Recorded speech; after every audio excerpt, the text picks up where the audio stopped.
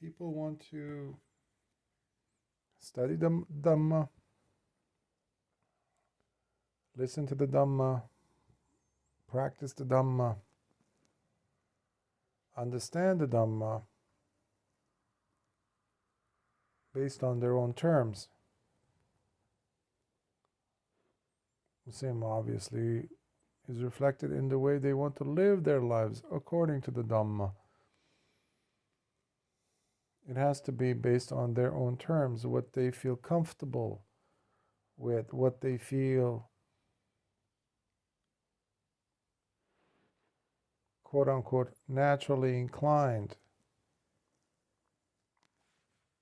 to, based on their own individual preferences. But that's not how the Dhamma works. It never works according to your dictates. Otherwise, the Dhamma would be simply the result of your conjuring up of things. So we're living in a time period where there's a tremendous amount of laziness on such a massive scale.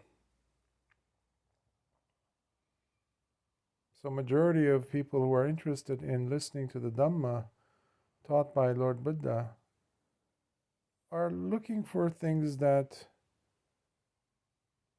speaks to them, meaning to their liking versus their disliking, to pick up things that resonates with them, not to a deeper aspect of, but whatever they've come to feel or extract joy out of or pleasure out of. But that's not exactly what the Dhamma does only, because it will challenge you. But when you're challenged and when you're confronted by the Dhamma, what do? Do you run away from it? Do you try to create space between you and the Dhamma? To kind of catch your breath, or to try to see if, things settle down, like almost like in a relationship, to create space. So it becomes a little bit more palatable for you, where it's not as intense. Well, the Dhamma is the Dhamma.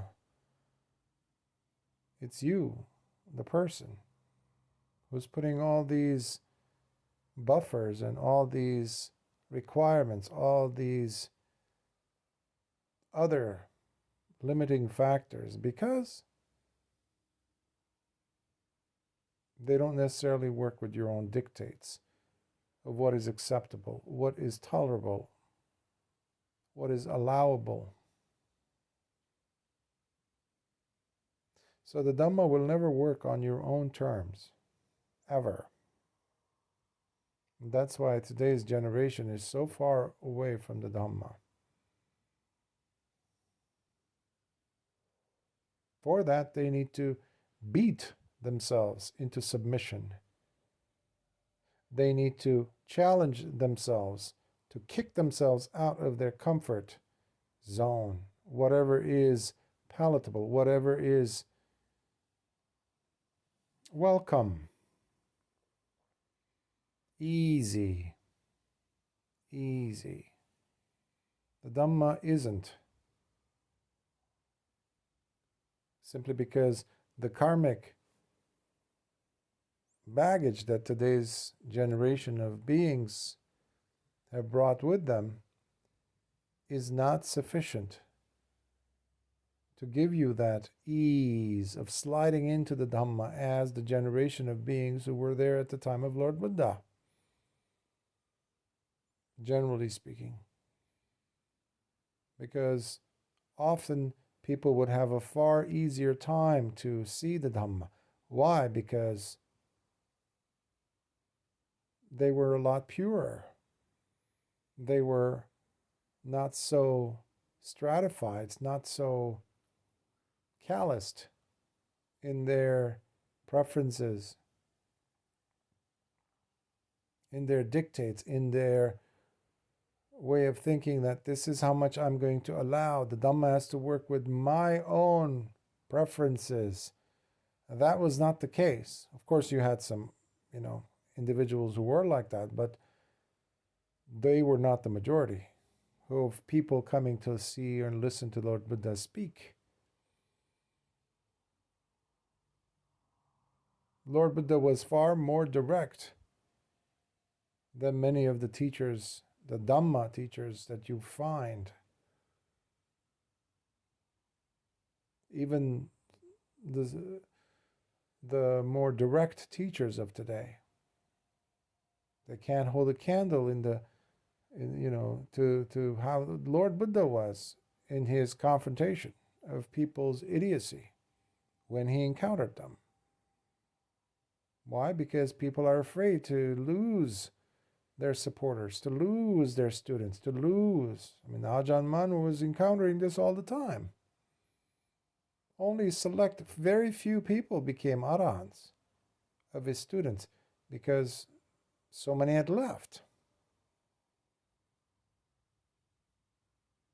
Only those whose hearts were ready, mature enough, and had given up having the Dhamma work according to their own preferences, only those humble enough were able to penetrate.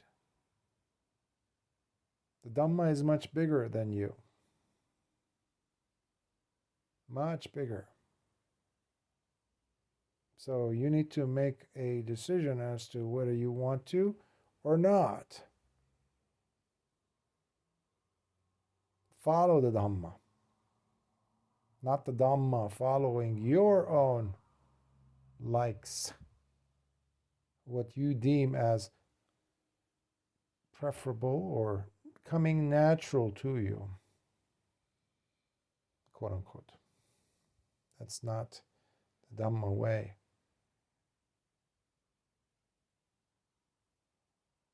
So today, in this generation of beings, humans, we see a lot of deception, self-deception. When you go poking around, dig deep enough, you'll see that there's conceit there. That is the problem.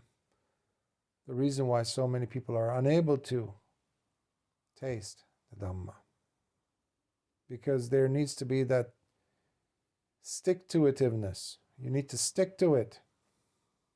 Consistency, which requires commitment. Commitment. And not be like a fluttering butterfly here and there, and following your own changing appetites.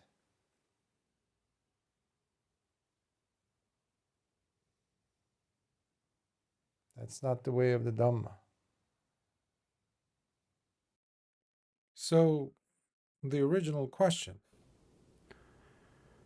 essentially is asking as to why today, Bhante, there are far less noble disciples than at the time of Lord Buddha.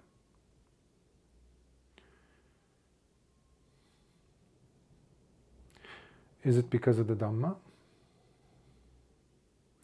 Is it because the way we understand the Dhamma?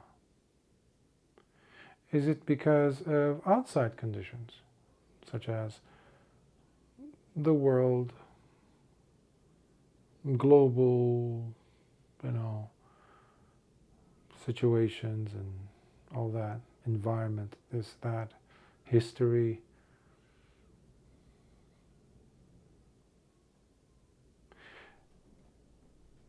Or is it about, or does it involve, rather, our own understanding of and living the Dhamma?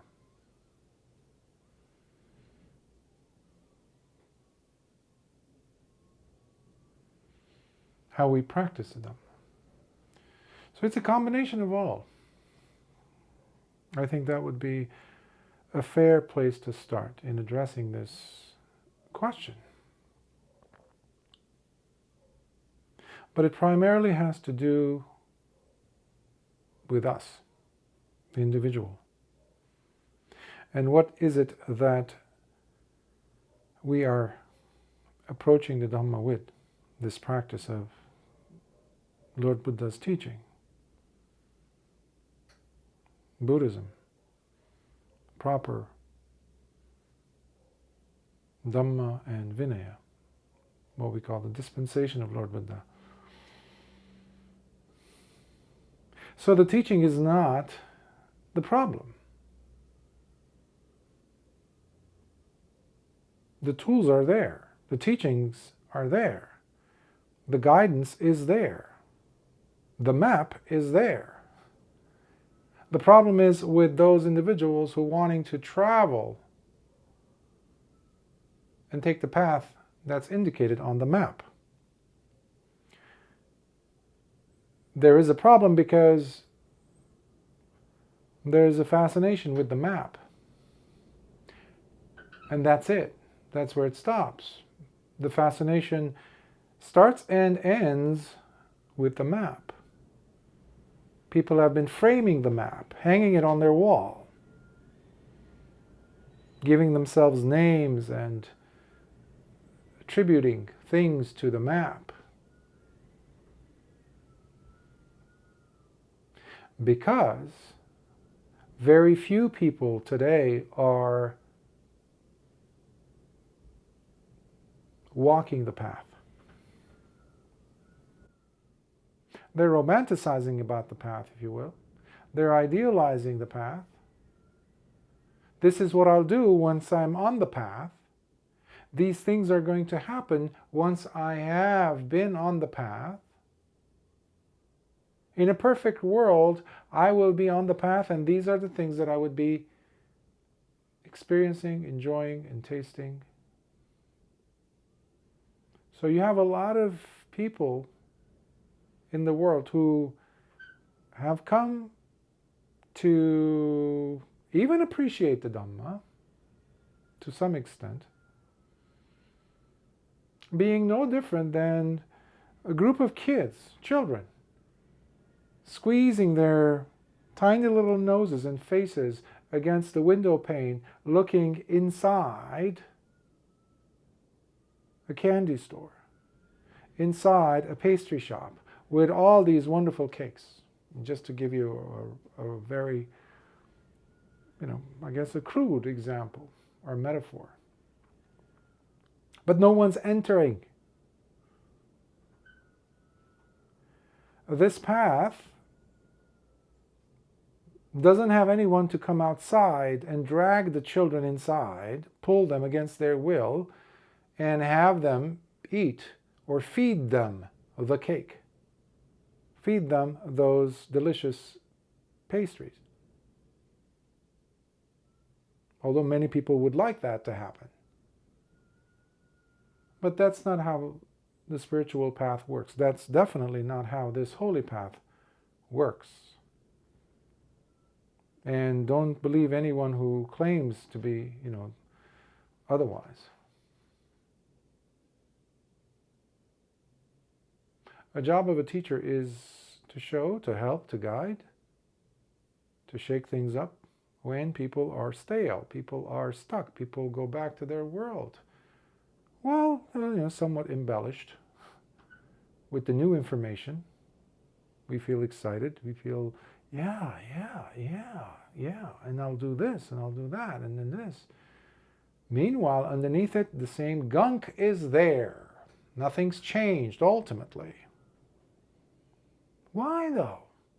There's all these tools, there's all these revelations, quote unquote, things that are happening. They're undeniable, right? Well, the undeniability comes from the attainment of the Dhamma, plain and simple. And that requires work. So the Dhamma does not work according to our own measures, dictates, agendas, schedules. That's the problem today. Primarily, that's the problem. So the Dhamma is not at fault. If people find a teacher who really is there, genuinely, teaching the Dhamma, and they are very rare. Webu Sayadaw was one. Ajahn Mun was one. Bhante Katukurunde Nyanananda was one.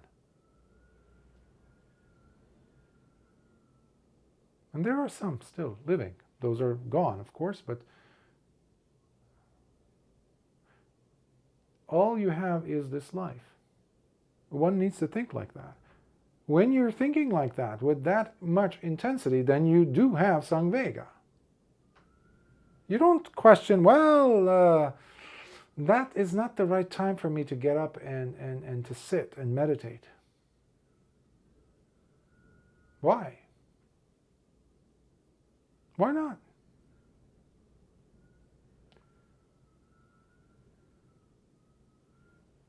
What if your house was on fire? We never questioned that. What if your house was on fire or there's an earthquake? Just like the one that we just had when I started, right? This recording. Things started shaking up. I was like, okay, there's an earthquake. Okay, what do we do? Well, if it got intense, we would have left. Because things would be starting to fall and crash. So there's still some rattling going on as I'm continuing to talk. Okay, but if it gets worse, we're going to leave this place. Go outside into safety. Okay, but what if you're sleeping and there's a fire inside your house, or the house is burning, or there's an earthquake, things are falling? Do you say, well, wait, I have to still sleep my 5 hours. I have to get up in the morning. Do you do that? Well, what if you're, somebody has to get up to go to work? You're a custodian at a major building, let's say, government, or some, you take care of some establishment, a guard, etc., where you have to be there early in the morning when everyone else is asleep. Do you say, wait a minute? No, because you're earning a living from that. What if you're one of those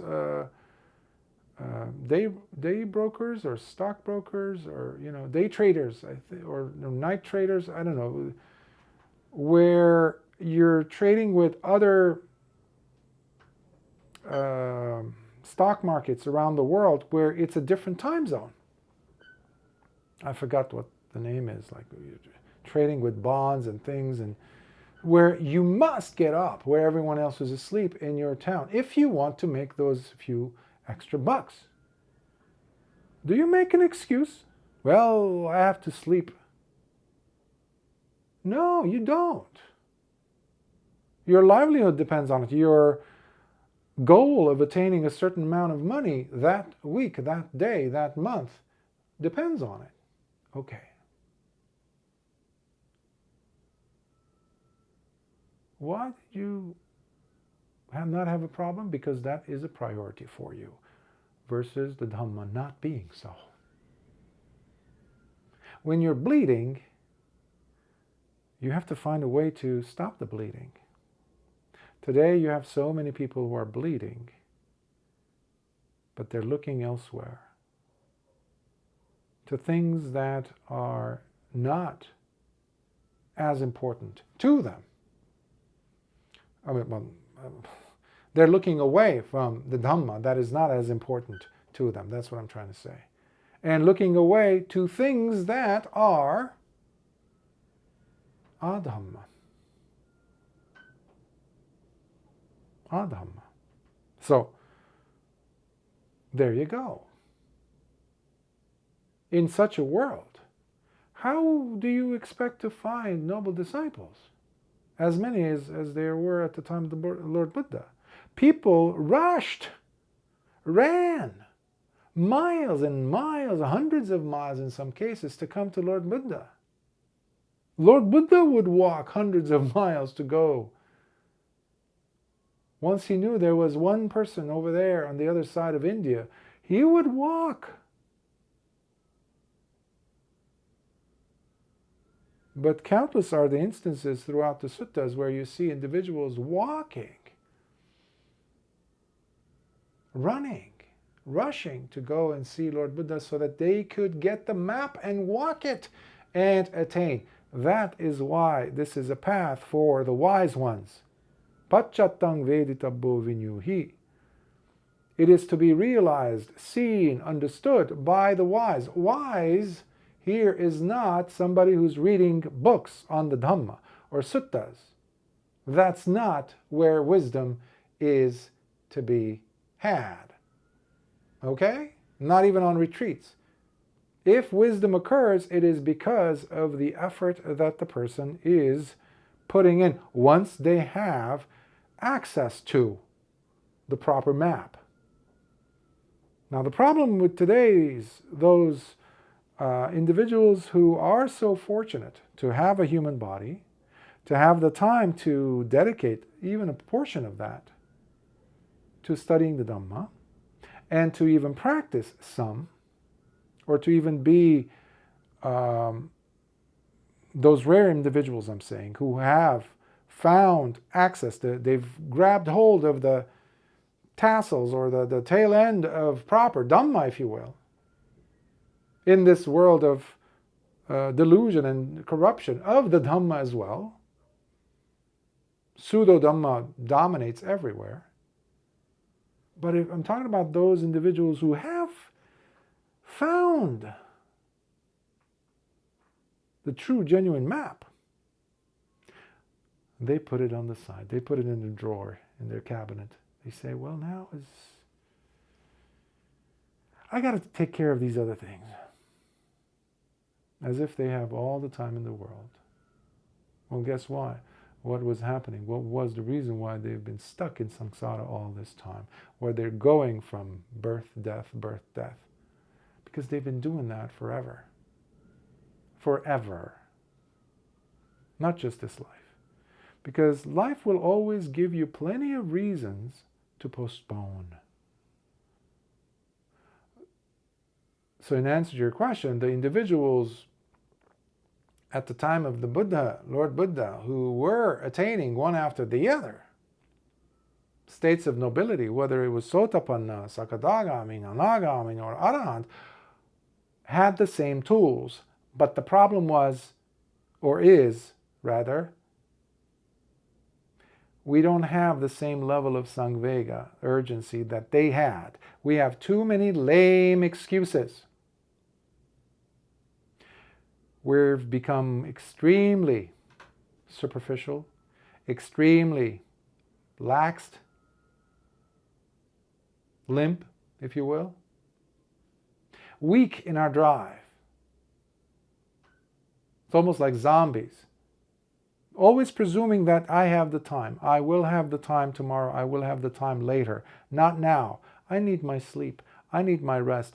I need to take care of those other things. I have other engagements other than this.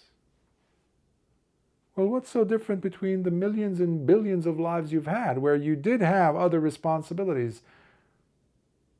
Nothing's changed. Which one of your children do you remember? Which one of your parents, grandparents, fathers, grandmothers, or professional responsibilities do you recall from your past lives? Which one? And this will simply add on to those countless layers of lifetimes that were wasted. So individuals who came to Lord Buddha had had enough. They were done. They knew that the Dhamma does not work according to their schedule, according to their dictates, priorities. What you have today is the Dhamma has become the bottommost layer of priorities. And that is also questionable because anything could come and replace it still. Something else would come up. So people are always looking around today to substitute the Dhamma with something else. That is the perfect example of a person who does not have Samvega. Plain and simple. Why? Because a person who has Samvega is like that person who was asleep and suddenly wakes up because of the smoke that's overwhelming the house, suffocating himself or herself, the children, the dog, the cat. They know one thing: they need to jump out of the window if necessary to get out of the house, because otherwise they will die. Burn along with the house. That is the epitome of, that's the sign of Samvega in the person's heart. And that is absolutely a must in the person's heart to be there in order for them to become noble disciples. Not going and attending some retreat, not reading so many suttas or this and that. Number one is to have that desire. That's so important, which is always going to regenerate itself in the form of more and more Samvega. Because there cannot be delay. Today, for some reason, even though we're living through far worse, more dire time period than ever in documented history, as far as I know, especially far worse of a time period than the time that Lord Buddha and his disciples were living 2,600 years ago. Far worse than they had to go, whatever they had to go through. Yet we're living as if we have all the time and comfort in the world. Today we have to have more urgency. We don't. That's why we don't have as many Sotapannas. We don't have as many once returners. We don't have any, definitely, far less Anagamins, and far fewer than that, Arahants in the world today. And the numbers are going to even be lesser and less and less as this continues. And that, how do you think the Dhamma dies? I mean, the teachings of Lord Buddha dies. How do you think that happens? By dwindling. It starts dying in people's hearts. It starts dying in those individuals who have come to the Dhamma, but because of them replacing its priority with other stuff, temporary, transitory, ultimately meaningless stuff, despite how compelling they might seem at that time, but they're transitory. You've had them millions and millions and millions and millions of times over and over and over again. The Dhamma you have not. So a person who has the urgency because of that awakening, that realization. That's why they will hold on to that map, but they will not frame it. They will walk it. They will walk the path and deal with whatever they have to face. In the sutta from the connected discourses, Janapada Kalyani Sutta, the Sangyutta Nikaya Sutta, the most, I think it was, the way I translated it once, the most beautiful woman in the land, something like that. So basically, Lord Buddha gives an example of a town or a city where there's this announcement that the most beautiful woman in the land will be appearing in their village. And the news goes around, and as everybody finds out, the neighboring cities and towns also hear it, so more people start flocking, coming in. And now everybody in the kingdom starts coming in now, especially because there's an announcement that this most beautiful woman in the land will also be performing, singing and dancing, not just appearing. So the whole place is packed. And Lord Buddha gives the example of a man who's given a bowl of oil that he has to carry in a straight path through, back and forth, through that crazy crowd of onlookers cheering on to this lady. But he cannot look away from the bowl because, and by the way, the bowl is full to the brim with oil.